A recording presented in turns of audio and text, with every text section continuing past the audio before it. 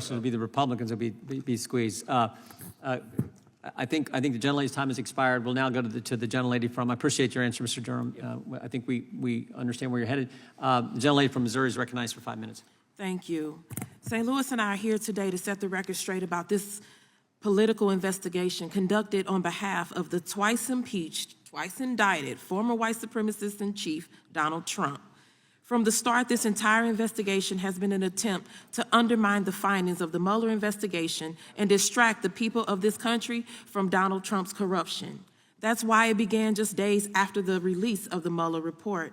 And that's why 4 years later, and no matter how much my colleagues across the aisle claim otherwise, the Durham investigation did not exonerate Mr. Trump or any of his associates.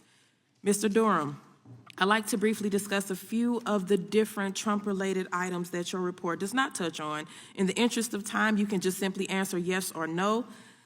The Mueller report found that Trump campaign chairman Paul Manafort knowingly shared internal polling data and information on battleground states with a Russian spy. Did you find this to be untrue?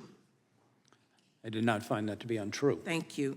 Thank you for that. The Mueller report found that Mr. Manafort shared this internal polling data with a Russian asset with the expectation it would be shared with Putin-linked oligarch Oleg Deripaska.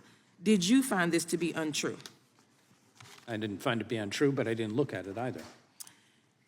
The Mueller report found that Russian military hackers first targeted Hillary Clinton's personal office within hours of Trump's infamous July 27, 2016 press conference, which we've heard already, where he said, "Russia, if you're listening, I hope you're able to find the 30,000 emails that are missing." Did you find this to be untrue? When you say this, what? That Mr. Trump clearly said that. Is it publicly recorded? Did you find, the Mueller report found that Russian military hackers first targeted her personal office within hours of the infamous press conference, where Trump said, "Russia, if you're listening, I hope you're able to find the 30,000 emails." Right. If that was, did you find this to be untrue? I did not find that to be untrue. Thank you. So again, your investigation, Mr. Durham, did not undercut the basic findings of the Mueller report. Those who read your report as exonerating Donald Trump are willfully deluding themselves and the people of this country. And let's take a step back for a minute.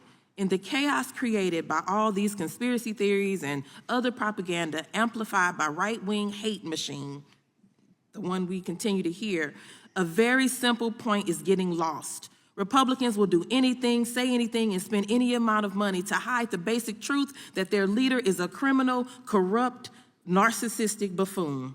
That's why we're still talking about Carter Page. That's why anyone even knows who John Durham is.